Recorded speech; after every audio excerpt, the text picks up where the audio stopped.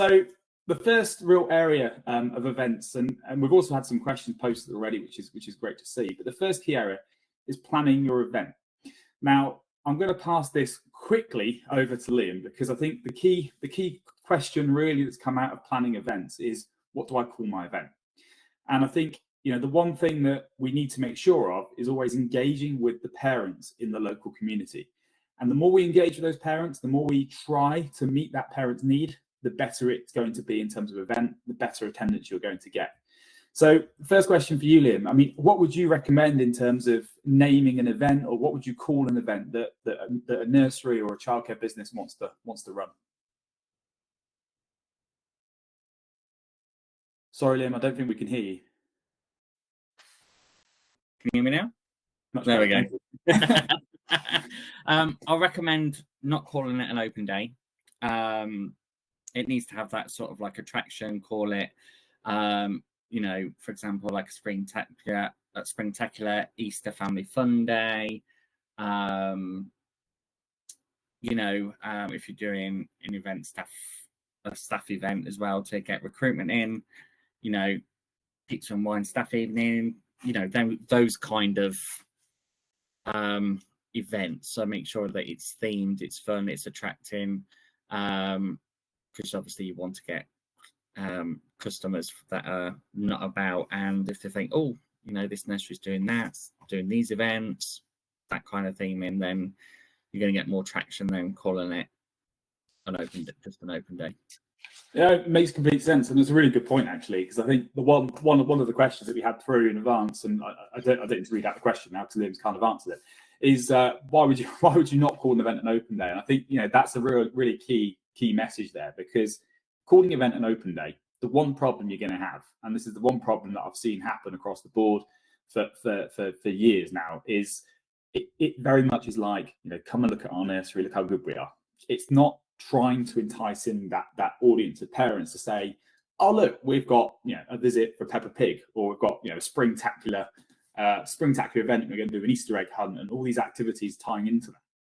And by doing those activities, and by having, say, Peppa Pig visit, or having it themed around something that's not an open day, will certainly draw in a lot more of that local audience. And as I said at the start, it's about the parents in your community making that event enticing to them, not enticing to people just looking for childcare. Because I can guarantee you today, if you put out an event that goes live, so say Friday, for example, I mean, not saying that's enough time to prep, but if you had an event this Friday and you called it an open day and you said, come to our open day this Friday, I can guarantee you, you're probably only getting 15% of the actual parent audience that would attend, because you're saying it's an open day. Parents, therefore, looking for childcare may think, oh, brilliant, they're doing an open day, I get to go and see that nursery. But for parents that potentially are not interested right now, but could be interested in September, are thinking, well, I've got another 9 months until then, so what's the point? Why would I go and look now? So that's a really key point in terms of not calling an event an open day, and really focusing on actually, how can we target parents in the local community that's going to make this event successful? And that's Peppa Pig Day, Springtacular open morning, or it could be afternoon fun with Winnie the Pooh, whatever it is. You can really go to town on theming it and making that key focus. It's like, for example, if you've got a good forest school, an outdoor thing. We're going on a bear hunt theme. To advertise the forest school, we did the story, the trail, we cooked some stuff on the open fire relating to that theme, got the community involved, that kind of stuff, and that worked a lot better than actually just having an open day for a forest school. 100%. And this leads directly into the sort of the next sort of area of planning, if you like, which is the first topic. So Nigel, one for you. In terms of planning your event, theming your event, building it into the community, I mean, what would you recommend in terms of, from a business growth point of view and a financial perspective, in terms of running an event? Okay, well, that's quite a broad question. I think the key thing about any event is making sure it's timely. That's the most important thing, which I think sort of Ben's alluded to already. So when he's talking about September starting planning now, from a business point of view, I'm always working 3 months ahead. So I would always be thinking, okay, whatever I do now is not going to have an impact until the next 3 months. So you've got to be really thinking quite far in advance. With any event, I say you've got to plan well in advance as well. So if you're planning an event for 3 months, you probably need to give it 2 months ahead to plan for it. Why? Because you need to get your theme right, first of all. Make sure you got the right topic, make sure you got the right agenda, make sure any resources you're going to have, you got that ready prepared. You've then got to think about delivery in terms of how you're going to communicate this out into the wider ether as well. So events is quite all encompassing as far as we're concerned, because it involves the web team, because they're going to do a banner on the website promoting the event, the design team coming up with design to actually create the theme for your event.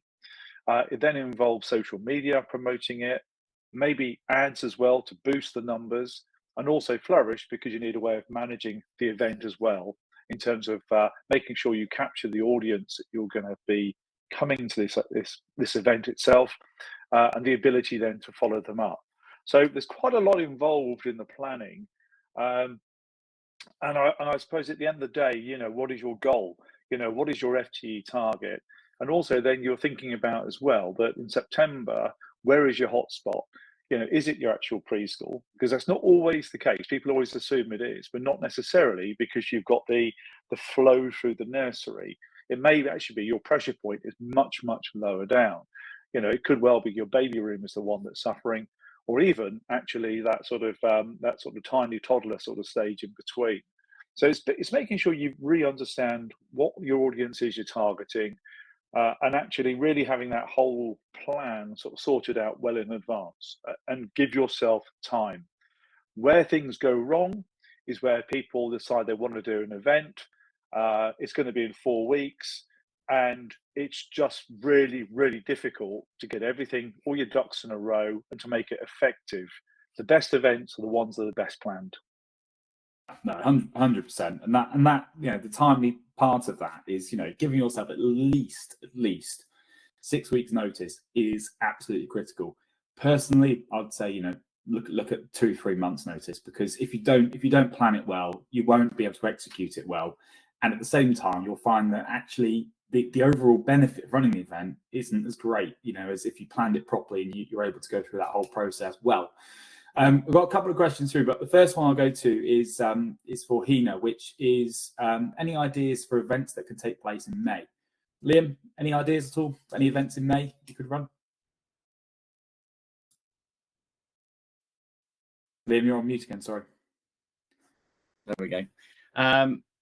There's quite a few that can be done. As we was it last week we sent out a calendar of events, didn't we? That's got some theming that you could do around May. So for example, do something like to be honest, it doesn't really matter, does it, in terms of what you do in May? Because I think if you look at it from the point of view of actually events, what event, any ideas of what I could do in May? To be honest with you, from my point of view, it would be, okay, well, look, it's start of summer, so you could almost do like a sort of summer celebration or start of summer fair. It doesn't have to necessarily be around that month. So, the spring example is just an example. But if you looked at it from the point of view of doing an event next week, you could even call that, our fair, or you could call it a family fun day. You don't have to necessarily theme it with that month, because if you start to theme it too much, you can end up in a position where it becomes, again, too defined. And the more defined you make it, the less you're appealing to that wider audience in terms of parents that you want to target, and the more it starts to refine in terms of more open day type format. But in terms of themes, we've got a whole list of events that run in May, so a list of things that happen in May, which we can share with you after this, and hopefully that will give you some indicators as well in terms of what events you can actually run in May itself. I think the key thing about May, sorry Ben, the key thing about May, of course, just be careful about your timing, because you've got 2 bank holidays in May, and the spring bank holiday, which is at the end of May. Whilst it may seem great because a lot of parents may be off, it also means they may be off. So your target audience may not be around. The first one is normally quite a good one because it's short enough that people don't tend to take the whole week off. And actually, that could be a good one to have a themed weekend. Yeah, no, definitely. And the final thing really on planning of events, if you're going to run an event, always think, okay, look, when a parent's going to be available, and that's the key point Nigel just raised there in terms of bank holidays, but actually looking at the point of view of days of the week as well, weekends tend to work best in general. Weekdays tend to not work as well. They can work, but they tend not to work as well. So always think, okay, weekend event being the key. Coming back though to the whole financial side of it, yes, you're going to have to pay your staff to work that day. Yes, you're going to have to open on a day that you're closed in terms of have the nursery readily available for you to run the event. But at the same time, if you give enough time to plan it, you give enough time to prep, and you give enough time to market it, the chances of you getting results are going to be quite high. So really think of it from that perspective there. And it's the times as well. Do it like 10 till 1, 10 till 2. Don't do it in in the afternoon that's like running till 4, because technically people are out in the morning with their children. If they have nap times, it's going to be early afternoon, isn't it, kind of thing. So you'd want to do it like 10. We did them 10 to 1. That was plenty of time to show around the nursery, have events and stuff, things like that. So that's what I'd recommend to do time wise. Yeah, and the other thing from a staff point of view is actually a lot of, from my own experience when I used to run nurseries, I found that actually the team really enjoyed doing an event. They didn't enjoy open days, so because they thought open day just a bit boring, nothing happening, it's just people turning up. But an actual event, they got really involved in. So if you find people within your teams that are really excited about a particular topic, they will get involved. In terms of finances, I tended to work on the basis just giving people time back. So it wasn't annual leave. It was basically they could have time back at some point. But actually, what we tend to find is that actually people were very willing, not just because they got time back, I hasten to add, but because they actually really enjoyed doing the events. Actually, staff quite enjoyed doing it, and some would actually volunteer and say, "I don't care, I'll just go anyway." No, it's good. It's really good. And I think this then ties into sort of the next theme. So, the first thing we just spoke about there is planning. The second theme is then harnessing social media. We've kind of already touched on this element as well, which is collaborations with local businesses, really driving forward as much as you can in terms of publicising that event yourselves on social media, as well as obviously using us to help you do that at the same time. And the key thing there to really think about is, collaborate with local businesses as much as you can. Go and speak to the local hairdressers, go speak to the local NCT group, see if they'll share your event out there to the wider audience. Is there any local groups that you're aware of that event can be posted into, but in a sense that isn't promoting you, it's kind of giving back to the community. And I think, it's all about making sure that the focus of the event and everything you're doing around it is therefore focused around, as we said at the start, your audience being parents in the community, not open day. You're not selling here. You're just trying to get attendance from that local community.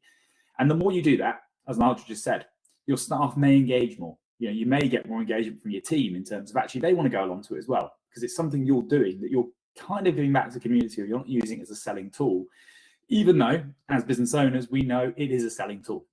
But from the perspective of parents, the perspective of your team, it doesn't have to look like that. And that's a really key thing to think about as you're going through that planning process, and also as you're promoting it on social medias as well. The third thing really to think about is then your promotional offer. What are you doing at the event? What are you doing then to try and get that sign up? What is that sales piece of the puzzle? We've spoken about giving back to the community. We've spoken about trying to get the plan in place well ahead in advance. But the next thing, which is the third thing really to think about, is promotions and signups. Okay, this is the bit that's business owners, we're like, okay, yeah, this is where we need to really focus and pay attention now, because this is where we know if the event's a success, we will get signups. If the event's not a success, we won't get signups. But the key thing to mention is obviously, is there a promotional offer? Is there a way that you're capturing those signups? Nigel, is there anything that you've found useful? I mean, in terms of systems and processes, I mean, there's a question that's actually come through, which is quite fitting to this, which is what online platform have you found useful for events, doing online polls as part of the events as well? What are your thoughts, Nigel? Okay, in terms of promotion, in terms of offers and things, I was always very, very reluctant to do offers other than maybe waive registration fees. And the reason for that is, I know this, I'd rather spend the money with childcare marketing, promoting the event, getting more people turning up, than giving the offer to the parent that would have signed up anyway. So that was my mentality. So I was quite happy to waive reg fees on the day. That was basically my offer. In terms of management of the open day, which is the other part that Ben was coming on to there, of course, we have the perfect tool for that, which is Flourish. Because within Flourish, we have calendars. So we can either do an event booking by a date, or we can do event bookings by slots. So it depends on how you want to run it. If you're doing a 9 to 11, clearly it's it's open.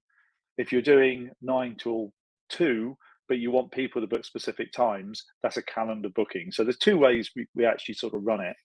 But we capture all that information coming in. You can then work out who has actually attended the day. And if you wanted to, well, you should do, of course, is communicate with those people after the event to see how they found it and use that as follow-up material. Now, some of those may be speculative, because what you will find is with all the 2-year-old funding now, that a lot of parents are looking earlier at their childcare because they know the capacity at nurseries, or their perception from all the marketing is capacity is low. So all of a sudden, you're going to have a surge of people that are looking well in advance. So when I'm talking 3 months, some of this now is probably being extended to 6 or 9 months. So that's worth considering. Definitely. And Liam, what are your thoughts on that in terms of capturing information? I mean, as an example here, you could have you could be running an event and you may have people turn up on the day. What would you recommend, Liam, in terms of data capture being? What tool would you use, or how would you go about that? Data capture would be get your staff, make sure that they've got clipboards and or iPads, that's got the inquiry form, or if you've got a particular letter, or that they're interested in that. Make sure you've got stuff about to, show them around, get their information. That can either be done by putting QR codes around the place, so they can scan the form, fill out the form details that you've got particularly for the event. Even especially where they provide feedback, you don't just want the ones that have signed up. What about the ones that didn't?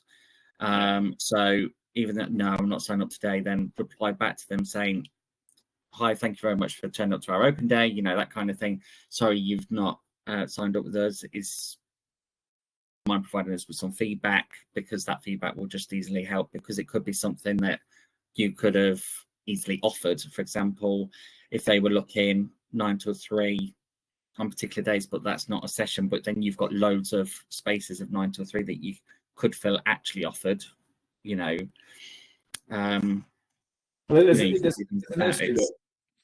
a nursery Liam that ran an event, I think it was an end of last year, that they had 110 or something people attended that event. And okay, out of that 110, for a fact they're not going to be interested. They're not all going to sign up. It's inevitable. They're not all going to be interested parents. But I think they had 40 sign-ups from the event in total, which is phenomenal, right? From one event. That event generated them roughly around £30,000 worth of additional revenue for that business. So that event, 100% paid for itself 100 times over. And the next topic is going to be marketing, which I'm going to come on to. But in terms of that overall impact, that was absolutely huge. The one thing they did do was had that exact list, went around, talked to every single parent with the list on Flourish of all of those that registered in advance. And anybody that hadn't registered in advance, they were capturing those details on the door. So they had a member of staff on the door welcoming them to the place, to the nursery, literally typing in their details or writing those details down, depending on, I can't remember what, I think they wrote them down actually, and then they put them in Flourish after. Wrote them down and almost triaged them, if you like, as they came through. And even though it was an open event, they was doing that through the whole process. And then at the event, they were going around speaking to everybody they possibly could speak to, and actually making notes about each of those conversations. They didn't have a clipboard like this, and they weren't physically writing notes whilst they were talking to the parent, but they basically had a conversation, then they went away, made notes on the clipboard about that particular parent. Are they interested? Are they not? And depending on the level of interest they showed, depended on what they sent them after the event. So for quite a lot of those parents, they actually sent the sign-up form and said, look, I know you're interested in our childcare. Click here to register, and we'll happily offer you a place. And for those that weren't interested, they basically sent out a survey which said 1 to 10. How did you find the event? And the next question is, would you like to give any further information about that? And it's a simple data capture. They're asking 1 to 10. Okay, I gave it a 6. Why did you put a 6? They don't have to answer, but those that did, they were able to get the feedback and use that feedback to be able to plan the next event that they're going to run. I think their next event now is in May. And it's just a brilliant process. They now know, and I think one piece of feedback they got was the staff were trying to push the childcare element too much towards the people that were attending the event.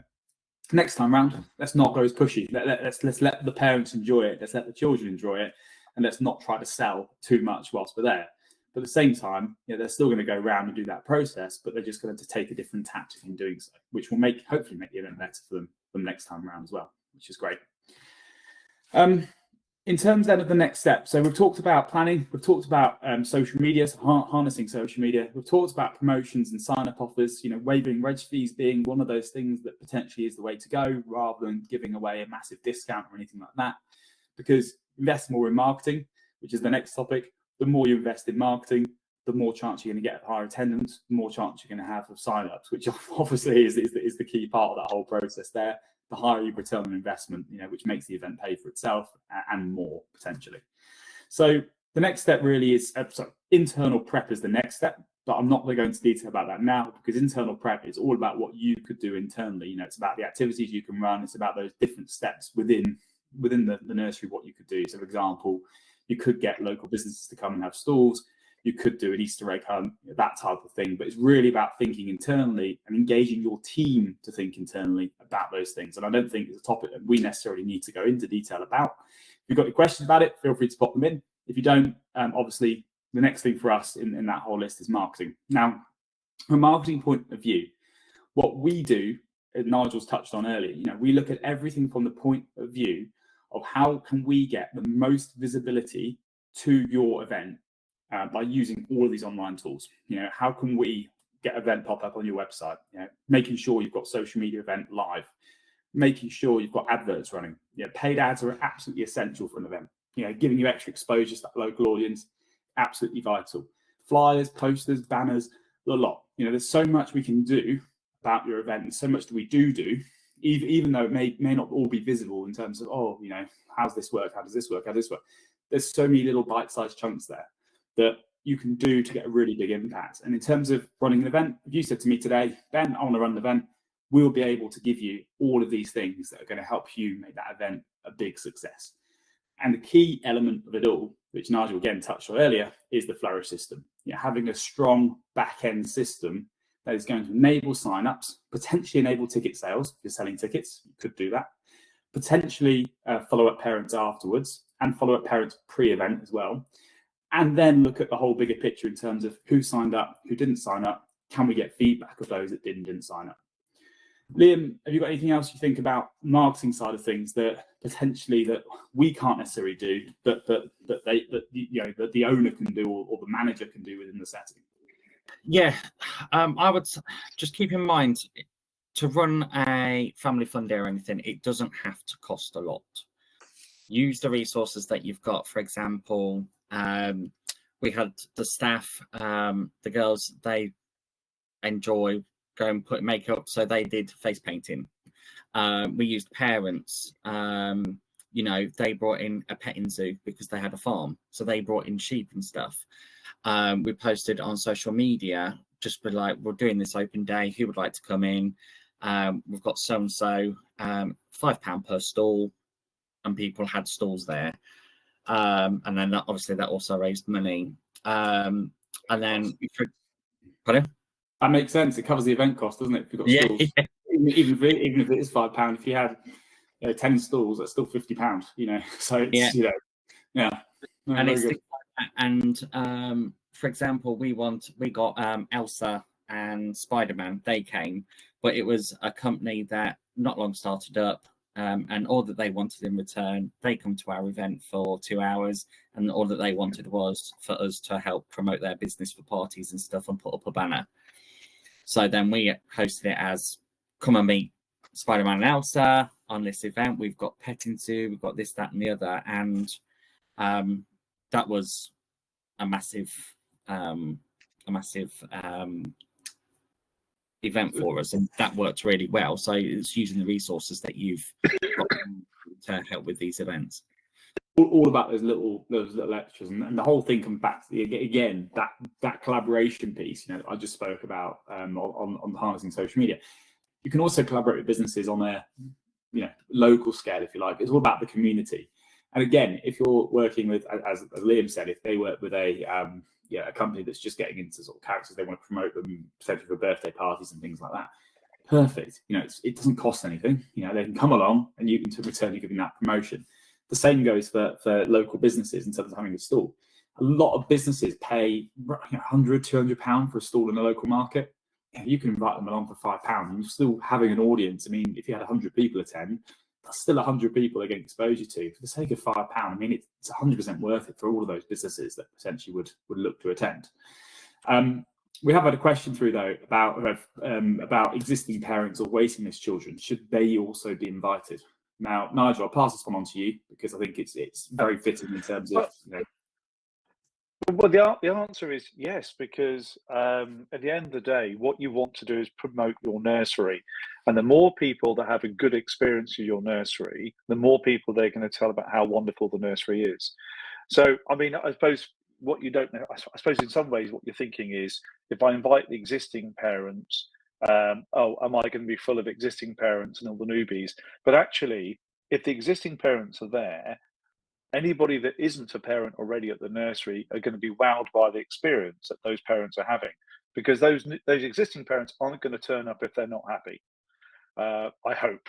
I really hope that. But I mean, you would expect the parents who want to come to your event are the ones that enjoy the nursery, rave about it, and they are your best ambassadors, because they'll tell the other parents how wonderful the setting is. And they'll see how happy they are, and most importantly, how happy their children are. I mean, certainly from my experience of running events, is, you know, I would walk into the nursery, and the first thing I'm looking at is how engaged the children are. I don't care about the parents; it's how engaged the children are. Because if the children are engaged and having a great time, the parents happy. I can guarantee that. And if you've got existing parents, you know, and existing children that do attend, it's that massive bonus. As Nigel said, it's the advocates of your company, your brand. You know, literally they're already customers of yours. They're coming to the event. They rave about how good your setting is. Straight away, you know, they're selling on your behalf, right? So at the same time as me saying you just go around and speak to all the parents, you need to do that anyway. But in terms of in the moment, if you left the parents to it for an hour or so, I can guarantee you that you're going to have some parents that are showing interest in the setting or coming up to you saying, actually, you know, this is amazing. I've heard some really good things. You know, I'd love to get my child signed up. Rather than you necessarily having to do all the selling, you know, if you've got existing parents there, they are selling for you, which obviously is a massive bonus. And for a lot of you, you know, you may be thinking, oh yeah, but having existing parents here is just more people. It's going to cost me more money. It's not. You know, it helps you sell, which is the main thing in terms of sell places. So obviously we've spoken about planning, we've spoken about harnessing social media, we've spoken about promotion and sign-ups, we've spoken about internal prep really briefly, we've spoken about marketing. The final piece of the puzzle really is post-event follow-up. Now, I'm going to hand this one over to Nigel, because Nigel is probably the best one to sort of answer these questions in relation to post-event follow-ups. One question we have had through is, what would you recommend we do in terms of process post-event? It's very broad, but obviously perfect for you. Yeah, I mean, okay, if the event's been managed well, you've got, okay, so we're using the Flourish system because what you've done there is you've captured people that want to attend your event. And on the day, as Liam said, you can capture people that have attended who haven't pre-registered as well. So all of a sudden, you've got this great database of information. What you can then do is obviously use that information to do follow-ups. Now, there's various ways you can do that, of course. As Liam suggested, you could be very specific and take notes about individual parents, about individual specific requirements. But you have the mechanism there because you have all the data in front of you. So you could either do my famous Michael McIntyre send to all, which is your post follow-up, but then you still need to follow those up with telephone calls. And that's the best way because what you want to be doing is getting personal. I think sometimes people forget that it's people who buy from people. And it's great having systems to capture information and can do emails and things. But at the end of the day, nothing beats picking up the phone and talking to the parent and actually understanding their experience. I mean, by all means, do a follow-up email saying thank you for coming, etc. But I would say pick up the phone is the most important thing to do, and do that in a fairly timely way as well. But unlike an inquiry where you would sort of, I suppose, be persistent in terms of trying to get hold of somebody, persistent not necessarily in terms of just spacing it out. I think with this, I think you need to be a bit more relaxed about it, because if you chase people too hard following an event, actually they might feel a bit, whoa, you're trying to sell to me, a bit like what Liam was saying. Some of these parents at this stage don't necessarily want to be sold to. They just want to experience your nursery, have a great day. Okay, you're on my list. You have to be. I suppose the best way I would describe it from a sales perspective is you're being polite. You're following them up, but you're not being in their face. You just got to be a bit more casual about it. Yeah, no, 100%. Liam, you got anything else on that final point, which is the post-event follow-ups? Yeah, with the follow-ups, say you run it on a Saturday, I would probably contact them on a Tuesday while it's fresh in their mind. They've done it, and once you've rang up the ones that you couldn't, just ping an email, just say, try to call you about the open day today, about the open day on Saturday, just seeing if I can help any further. Please let me know. But I would normally not had it on the Saturday and then contact them straight on the Monday, because that's, to give it a few, but then still call them normally on the Tuesday. I would, to just say, because it's fresh in their mind and personal touch, but keeping it fresh. Yeah. Cool. So to close this session off, I mean, we just go around quickly to each of us. We'll just give one point in terms of one thing that we feel that's important for your events. My one is thinking ahead. That's my absolute gem from this session, is just think ahead when you're doing events. Think at least 3 months ahead when you're running an event or planning an event. Sorry. That is, if that's what anything you take away from the session, that's one thing from myself that I would have put forward. Liam, anything from you? Use the resources around you and stuff that you've got. Using resources, stuff, absolutely spot on. Nigel? Have a good theme. Make it exciting. The more exciting your theme is, the more your staff will engage with it, the more the parents that you're interested in talking to will engage with it as well. Oh, one other final point is we focus today, by the way, on the event at the nursery.